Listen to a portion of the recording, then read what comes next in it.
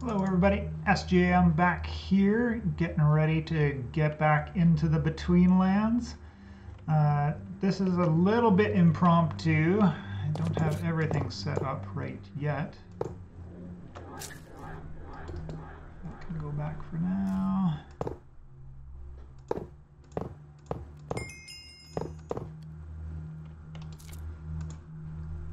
I want my helmet back. And I need the shield.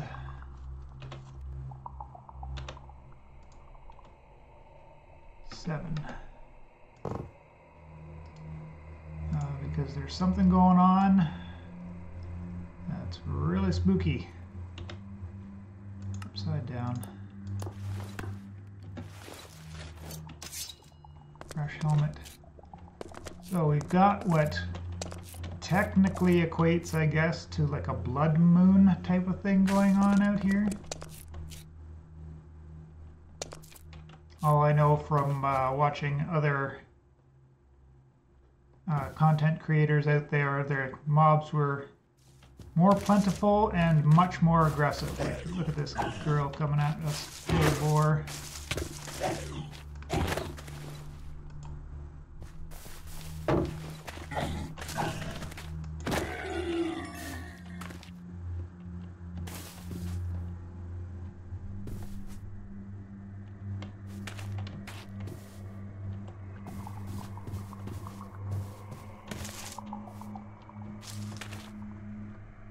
And this is like the daytime version as well, right? Because there's still, you can still see quite a bit of overworld sky over there.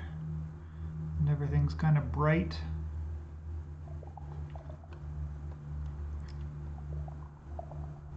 As much as I would like to kind of just cower in my hole and maybe go down below and do some more mining, that's where I just came from. So I don't really need to go do more of that right now. Hold left shift plus right click to charge up and then let go of left shift to charge at enemies.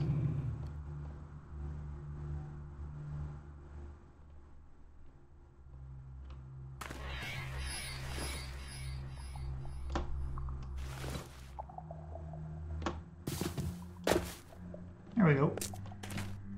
So we've got a bit of an more offensive shield happening, I guess.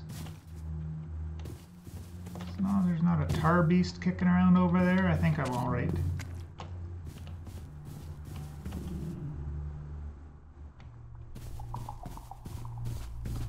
Swamp hags don't really bother me too much, not one at a time at any rate.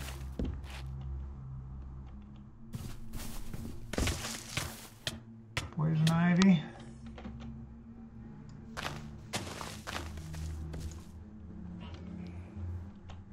And mud. All of that kind of stuff could add up together to make me regret some life choices, but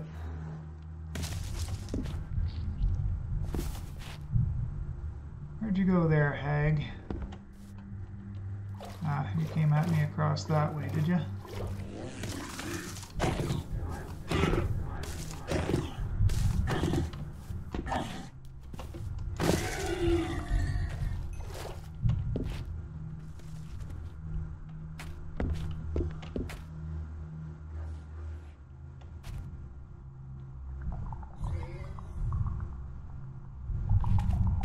I hear another hag out there somewhere.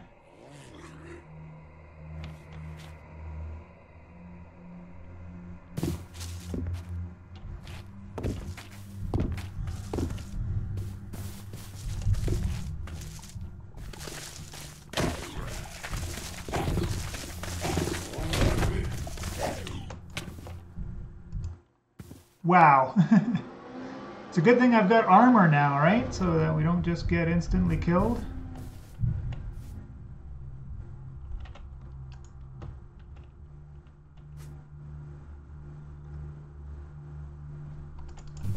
It's over on that side of the base, was I? All right.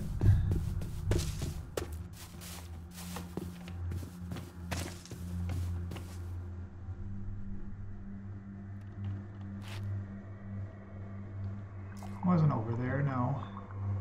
That was pointing to the wrong one. Well, in the water, at least, we still have this player advantage.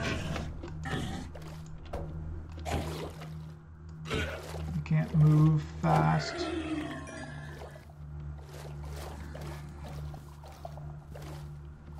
Now we're into the nighttime.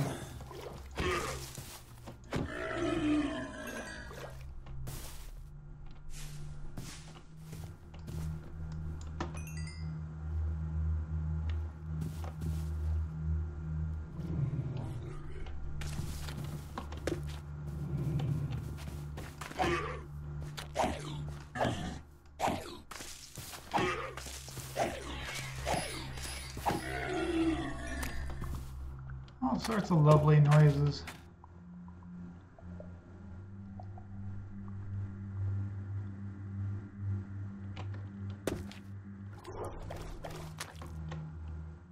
Oh yeah, a bunch of mud over here that I keep forgetting to get rid of.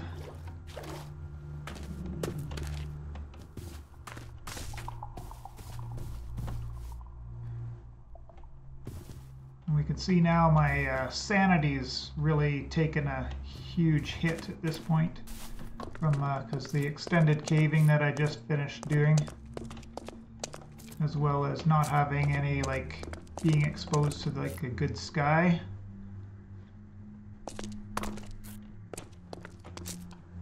So that's causes more noises to happen and more visual effects. As you can see, things are starting to get blurry and whatnot, but yeah, I just wanted to point that out. Open up my treasure. Might as well cook up some food while I cower down here, but yeah, I just wanted to point that out for you all.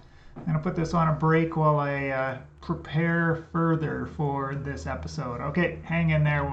I'll be back here in a bit. Alright, just found a little glitch here. So this rubber tree logs, they're noticeably smaller in most, you can see it in the fire here. You can see it on the wood rack here. But I just noticed that when I used these in the pit kiln, I got X-ray effect.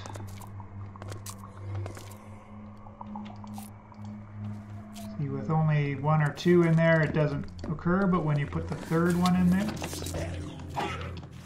that scared me.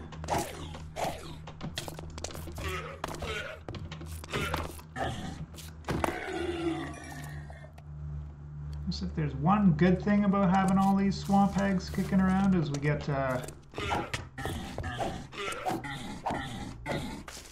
extra bones, which I was starting to run low on, which is one of the reasons why I went caving in the first place there. But now I'm getting overrun. Anyways.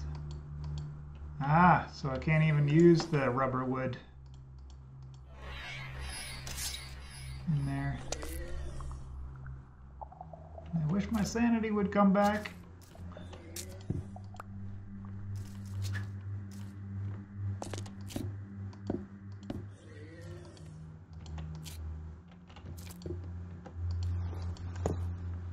Oh, maybe you can't use octane to light pit kilns. Let's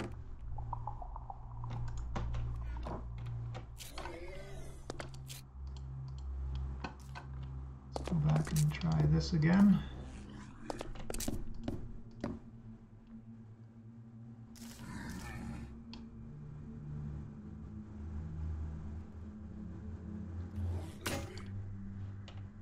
Alright, so there we go. I learned something else. And this fire is not giving me my buffs anymore, apparently. So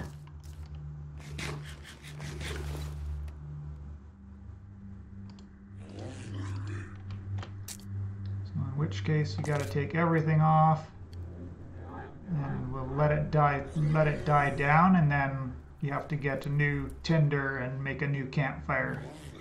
This is the second time this has happened to me. I was super confused the first time, but now that I know, it shouldn't be such a huge deal.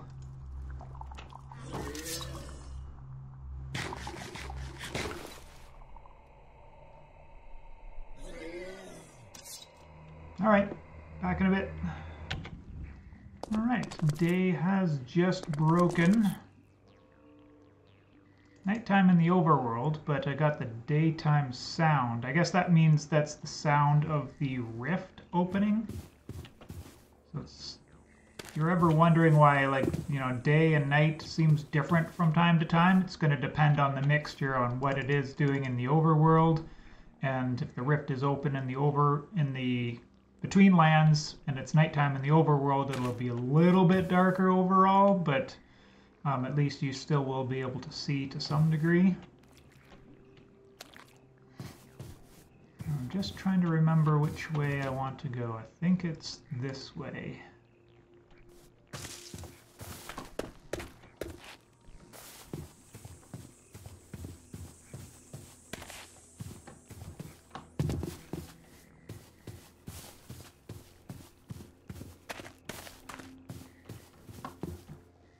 What I'm out on the hunt for now is to find some middle gems.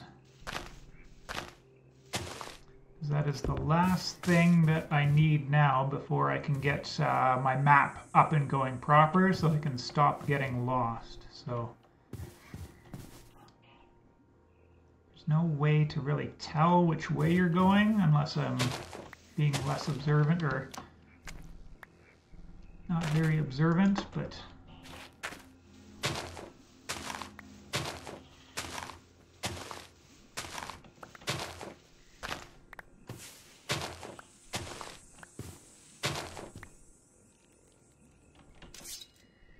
I know from the last time I went this way that there's a whole bunch of crabs over here, so I am expecting to get attacked here at any second.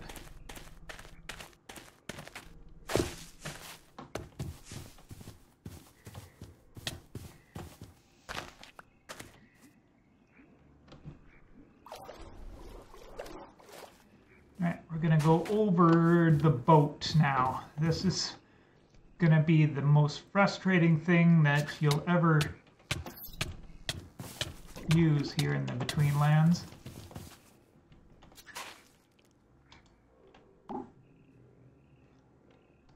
When you get into the boat, then you'll get this, and it moves all by itself. So I'm not touching nothing, and it's floating around and turning direction and whatever. So you steer with the, obviously with the S, A, and the D keys.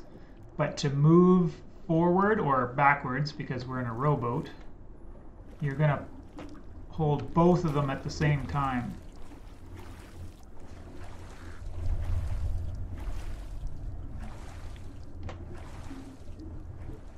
Then ease up, hold back one of them, and then go back the other way. So you're going to want to find the biome like this one here, where you can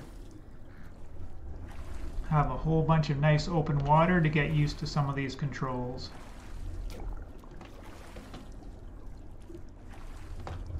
Come get the crab, Mr. Lurker. No, Lurker's not interested in the crab at all.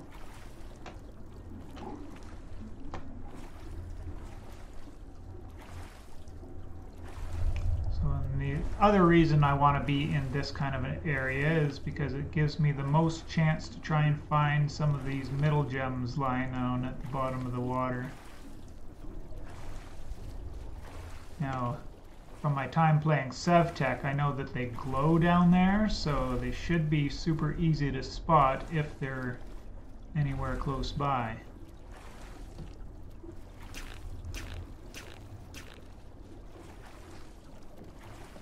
The other good thing about being in a boat here is that these stupid fish can't attack you, although they will follow you to the ends of the earth, so just be prepared for that.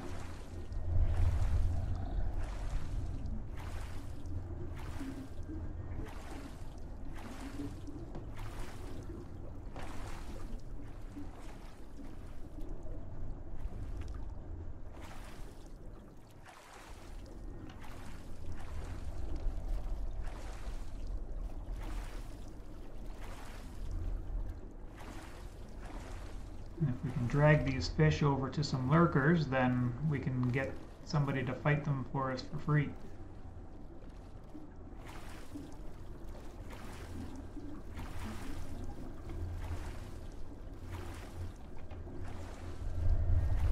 The thing about this area here is I never saw any of the gems. I didn't do a big exploration by any stretch, but oh, look at that. Gotta love little glitches. Chunk loading glitches.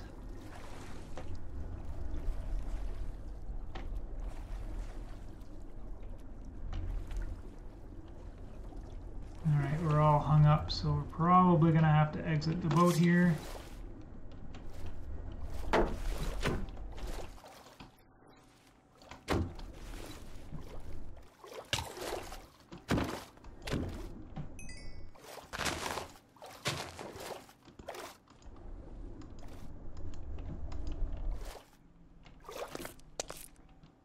Manually push it around.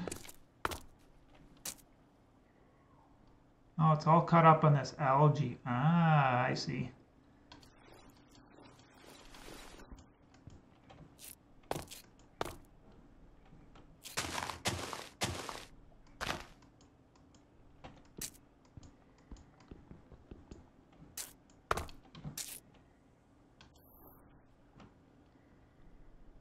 Now I can't even get back into the boat. Lovely. Lovely. We'll be back in a minute if I figure this out. Alright, so this land here looks super spooky. There's tons and tons of mud everywhere. There's these slimes running around everywhere, and I've seen a disproportionate number of whites running around over there as well. So, not exactly the kind of biome I'm looking to go to explore just yet. But that might be where we need to go, because maybe that's where we'll find some middle gems. I've been kind of skirting the edge here, hoping to maybe find one.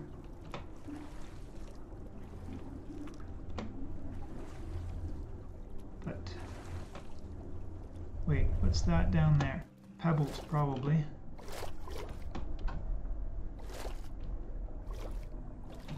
Super muddy water here.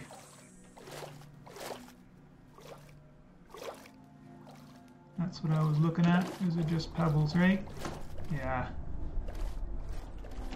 Alright, but yeah, I just wanted to point that out, so if you do see one of those biomes in your travels, probably best to stay away for now. Alright, made it back home. Barely. I ended up getting like completely corrupted. All of my corruption was gone. I was down to 3 hearts. I was moving incredibly slowly. But no crabs seemed to bother me on my way home that time. So managed to make it out without a death there. Ran into some more funkiness with the boat. Getting it loose from that first spot wasn't too bad. Like I just had to break the rock that it was hung up on and then kind of give it a good push out into open water again, and I was able to get back into it. And that happened a second time there, so that's lots of frustration with that guy right there. So let's talk about what I wanted to do. I wanted to get my antique atlas. So this will be our map for the mod here. Requires the nature's compass, which we can do because we now have the dendrothrist shards.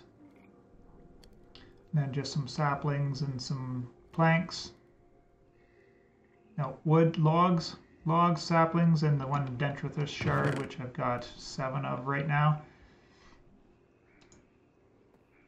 A book, which I was, looking around for lurker skin, and thankfully that tower gave us lots from there. And then obviously the paper. This is made through kind of a roundabout way. If you get your smoking rack up and going, it's a little bit easier to make. You just have to smoke up some pulp, which you can get in a couple of different ways. Use the soaking pot on top of the campfire, with either a block of wood chips or some dry bark, which is just those fallen logs that you see on the ground that are hollow. If you break those, you'll get that stuff there, and then 1 pulp will equal to 1 paper.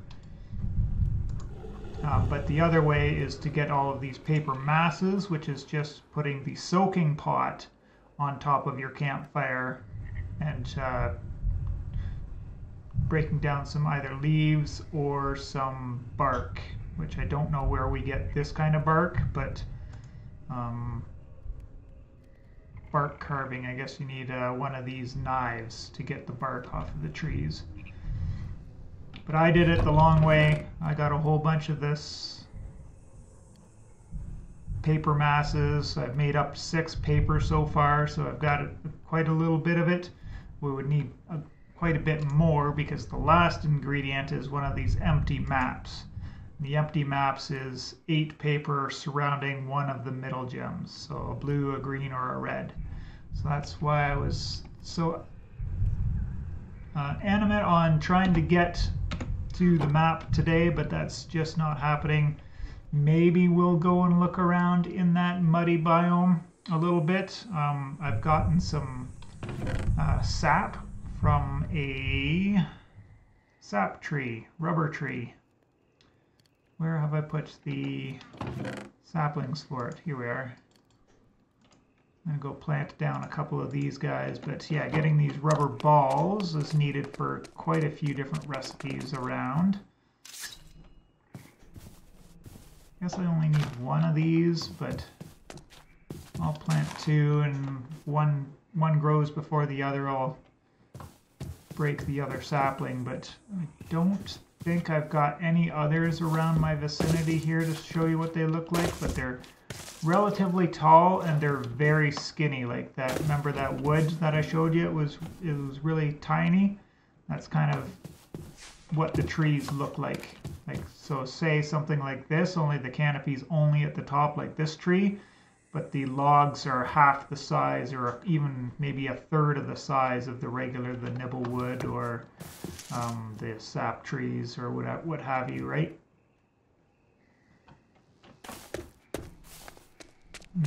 Maybe one of those will grow before the end of the episode, not too sure.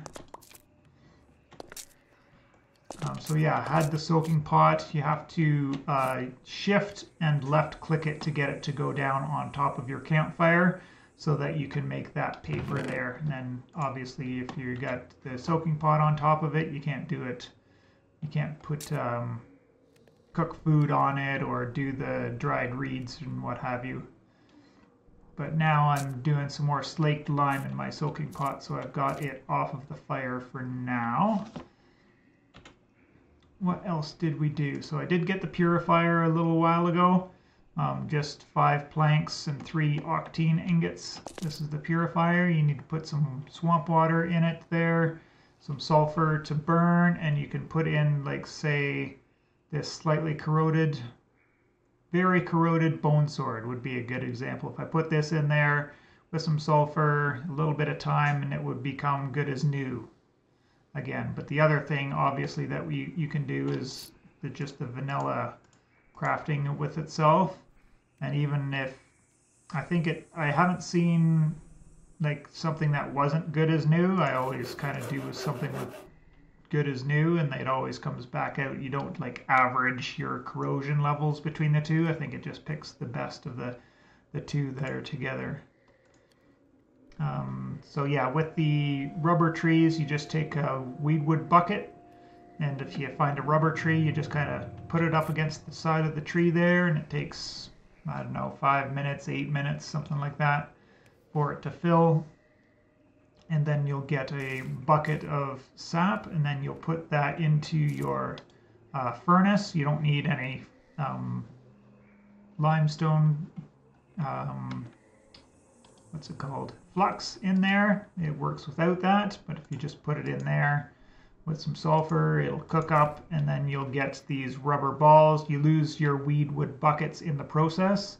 I think you can also do it with the Simmerite buckets, and you wouldn't lose your bucket when you're cooking it up in that situation. But a couple of the recipes with this stuff here. Oh, the uses, not the recipes. We can make rubber boots. The rubber boots will let us move normally on top of mud.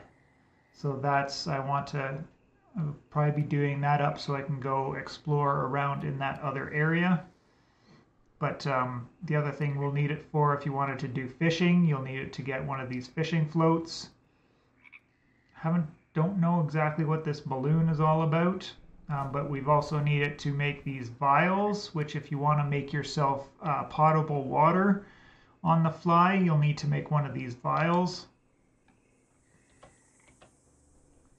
And then fill it with water.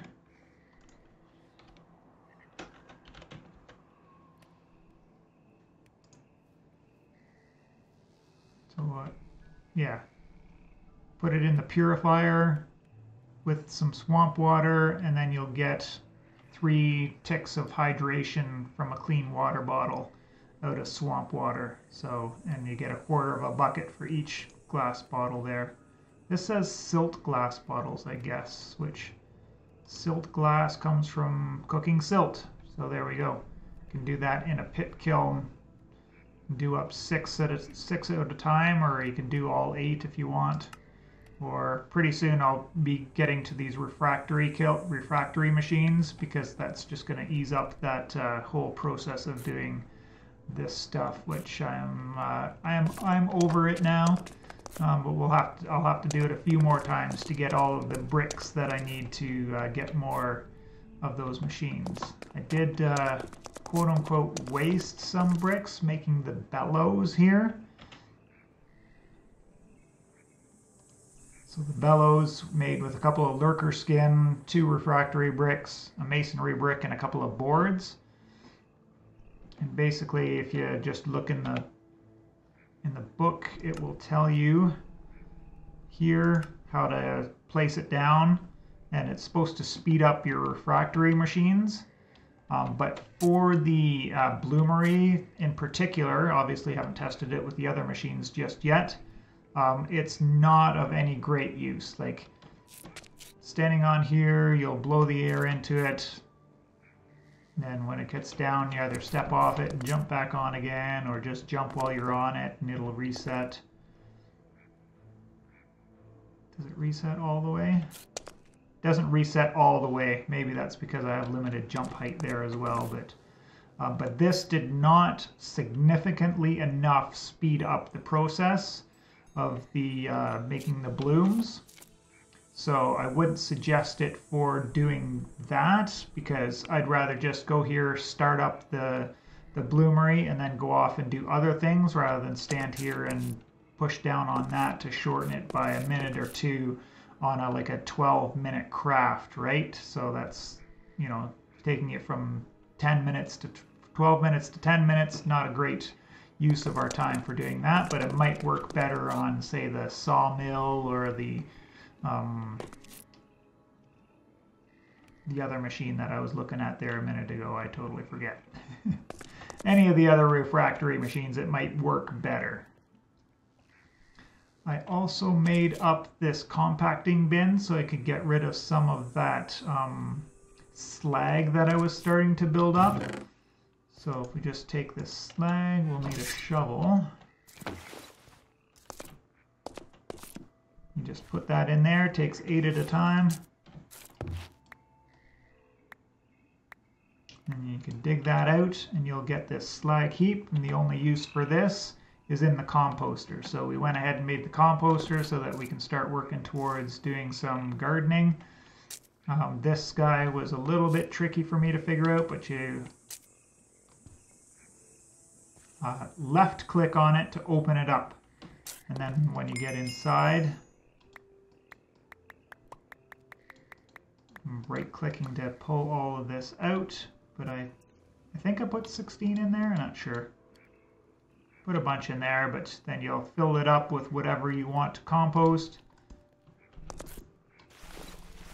Oh, I guess you have to fill it up before it'll close. I'll have to find some other things to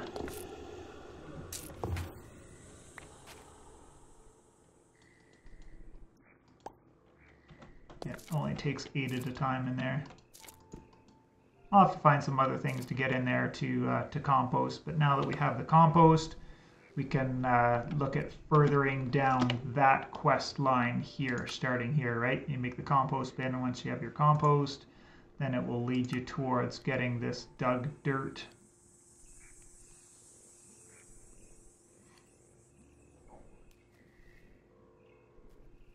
So this is telling us how to grow something. So I've got one seed, I think, as far as I remember.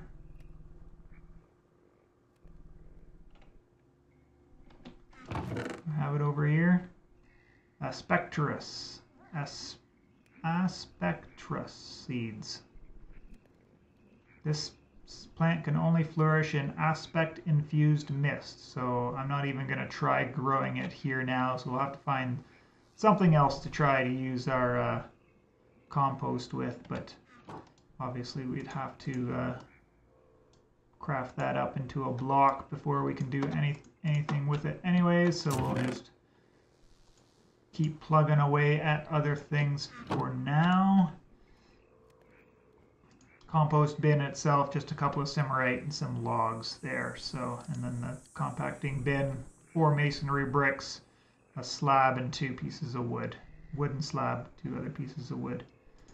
So the next thing I really wanted to get to was this smoking rack, but a lot of things right now I think I'm getting held back by is on string, and that's because I'm trying to do this pacifist mode thing.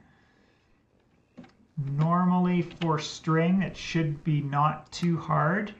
So basically you have to kill an infestation and then you'll get some of this pheromone thorax, which then you go along and you apply that to a bush to infest it, and you'll get silkworms. This is kind of like that Skyblock mod that I'm drawing a blank on completely right now, where you infest the leaves of the tree and then you get silkworms out of it so that you can make silk. It seems to be kind of the vibe I'm getting off of this there, but so then you stay the worms in there, they make cocoons, then you take shears, but yeah, I'm gated on this whole killing the infestations. I found lots of infestations down in my mines, but I don't even know if there's a gravity block, because I was trying to find, you know, maybe if I put a piece of gravel over top of it, it would squish them and I'd be able to kill them without killing them, you know, and losing my pacifist mode thing, because they are on the list here, right? Infestations are on the list. The good thing about being in pacifist mode is that we don't get attacked by them, so I can, you know, walk up to them and I don't get affected by them at all, so I don't have to worry about them for now. But maybe if we lose pacifist mode, you know, just accidentally some other way, then we'll be able to proceed forward with getting some string. But that's kind of gating me from a few different things right now, is access to string, unfortunately, but it is what it is. Not too worried about it. Had a whole bunch of this Simmerite ore slag, which I also processed in the compacting bin, and then I cooked up in the bloomery down there. So I had a bunch of Simmerite, but I've used it up replacing all of my gear and making the shield at this point. So I'm back to not on that. So I'll have to go and mine some up again and get that. Mining up some sulfur, I found this. Just wanted to point it out. Basically, you're just going to put it on an anvil and hammer it out, and you'll get 8 sulfur out of it. So, you know, if it's not worth your time, you can leave it behind if you're pressed for inventory space. Speaking of inventory space, another thing you can do with the lurker skin is make like backpacks. Oh, this is going to be a much better boat for you as well if you can spare the lurker skin for it. The little raft that you can boat around on it's got normal controls, like a Minecraft boat, as far as I remember from Savtech. So take that for what it's worth on a 4-year-old pack, right? But yes, if you just put them in You would need string to make the lurker skin pouch anyways, or string, silk thread, to make the lurker skin pouch, and that will give you 9 extra inventory slots. Then you can expand on it by surrounding it with even more lurker skins, right? So you can get up to 36 on the max size lurker skin pouch as a backpack, if that's what you're looking for. I think that was everything I wanted to go over. Yeah, I just wanted to get this. I wanted to get this smoking rack because there's, you know, we can improve some of our food, especially this, you know, the crab stuff. You can get some really decent food out of it if you do that. And the frog's legs go so much better. Even just the regular crab meat itself, you get, you know, 3.5 haunches of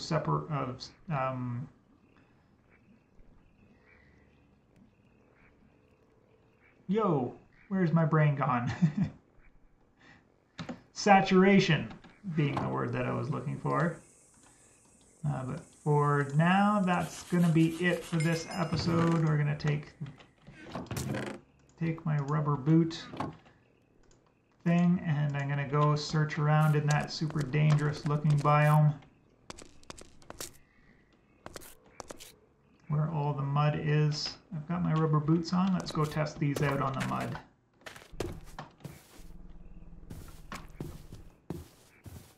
So look at that. No slow down at all anymore with the rubber boots. I guess the only other thing to test them out would be the there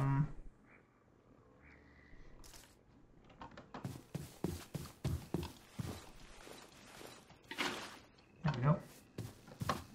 The silt. The silt's the only thing I'm not sure on. Anyways, and it did grow before the end of the episode, so I can just go over this quickly. This is the rubber tree. So you just go up there, slap it down. You can kind of see the sap pouring out into it. And when that's finished and it's stopped pouring, you just watch this part here. Don't worry about how full the bucket is. When that's done there, you just break the bucket and go on about your business.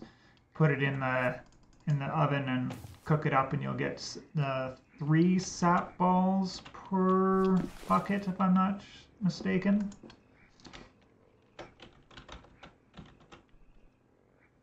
All the rubber wood stuff.